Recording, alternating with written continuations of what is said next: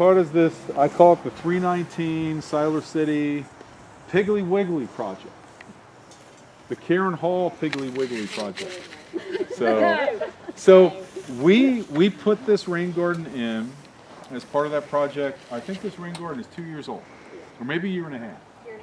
And we capture water from the south roof, 2 or 3 downspouts I recall, and we have pipes you'll see that lead underground, 4-inch, landscaping pipe, all attached, underground, comes at a 45-degree angle and empties into the rain garden. This rain garden pool, so from the bottom to here, 10 inches deep, this one's a little more, 10 inches deep, and 10% of the size of the roof area draining to it. So if you're into soil science and you're into impervious area calculations, and Karen and I just love this. We just talk about this all the time, right? Mm-hmm. So, the impervious area is 35%.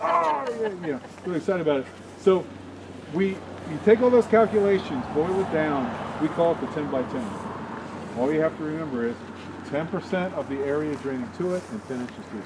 And you will have a really well-sized rain garden. Does that relate to the type of soil? Because you get impervious soils in a lot of parts of the state. Well, that's a really good question. It does not. Okay. But if we're down at Ocean Isle Beach and we're putting a rain garden in, we'll make it 5%. Yeah. If we're in the land of clay, right, or the sandhills. The Triassic Basin. If we're in Triassic Basin, we might want to make it, instead of 10%, 20%. Okay. All right. It's a happy medium because people don't want their whole yard typically to be taken up by a stormwater practice, right? And they don't want a lot of standing water because everybody thinks of wetlands as 2 things. They attract mosquitoes, right, and snakes. And people don't like those traditionally. So, 1.5 or 2 years old, pipe comes in, 10 by 10 rule. When it fills, it overflows and goes towards.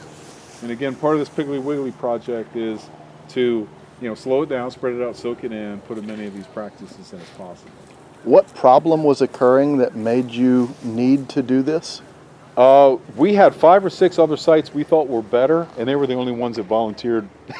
Okay, we could put it. Okay. This was the best we had some outstanding sites near here. There's a church up here, and they were concerned about liability and creating an attractive nuisance. Oh, Lordy, and this is what we deal with. Okay. This is not. There was not really a problem. But in the wider area there is. There exactly. In the wider area, we have a lot of runoff into creeks, and the Piggly Wiggly parking lot floods, right, Karen? I mean, it's underwater during heavy storms. So we wanted to create a demonstration. And there is educational value in that because as the neighbors drive by, they look into Barry and Dacia's yard and go, "Oh my God, that's beautiful." Oh, and they do. That? So what's the comment? So they asked me. So what's the comment that they've gotten on this? Look at this. Yeah, Dacia. What have your neighbors said about this? Tell them what your neighbors say about this. Be honest. Be honest. You're not going to hurt my feelings. It's been, the whole little, from the inauguration a couple of years ago, the whole Bernie Sanders thing, he got put everywhere. Oh, the Bernie signs? The Bernie picture where he's all cold. Oh, with his gloves. Yeah, with the gloves, and he's freezing cold. Well, our next door neighbor put him in the rain garden. That was fun. I didn't realize it'd be a political statement. Oh my gosh. Siler City Commissioner too. So, so I did have to send him a text this morning. If you see a lot of activity in our yard, it's okay.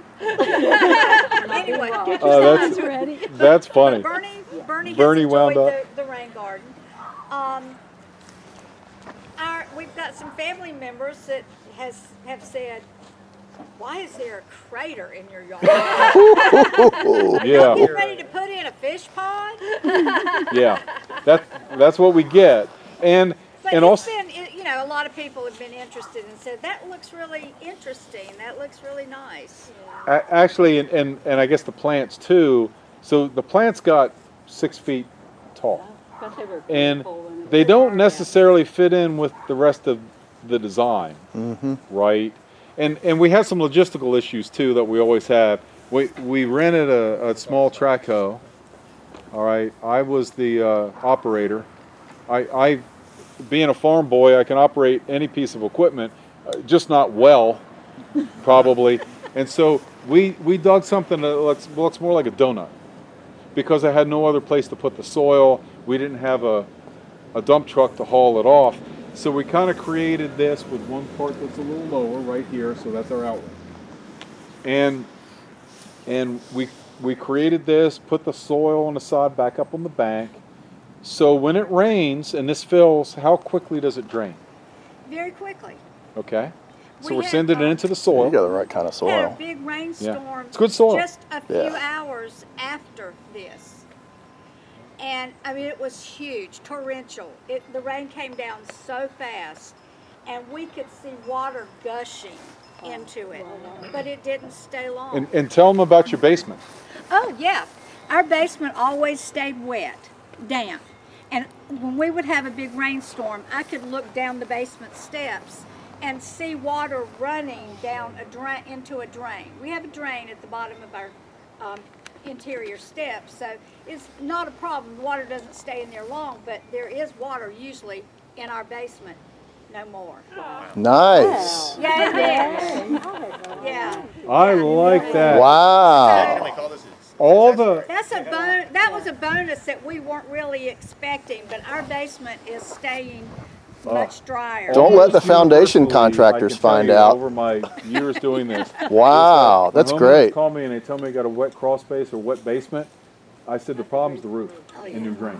Almost always. And what was happening here was we chose these downspouts to send over here because the water was pooling over there because it had no place to go. Yeah, right. So we added that pipe and sent it out here. Excellent.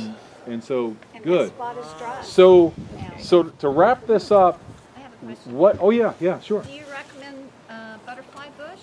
I didn't put that in. Daisha did. That was and her. It's beautiful because it's. She came in under cover of darkness. She said you had a lot of butterflies. It's invasive. Yeah. When we planted, no, but she she's mentioned the it to us homeowner and it's after. her prerogative. Well, Yeah, what happened, For a rain garden. there was a bush there. I cannot remember what it was. It may have been a yopon. I cannot remember. But I noticed shortly after this project was completed, an animal had dug up that bush. Really? Yeah. Oh my gosh. And it was just laying there, and it was dead. It Oh was my just, gosh. there was no resurrecting it. You Well, sure it I'll- wasn't a city councilman? we're on very It was good terms. it was an irate Bernie supporter. Yeah, we're on very good terms. No problem. He saw your sign. Yeah, it must have been Bernie. I wanted something He near rolled that all the way down spot. from Vermont And to dig when it I up. went to, I think I just was over at Lowe's one day, and I was looking at different things, and I had the list of all the things that we had talked about going in here.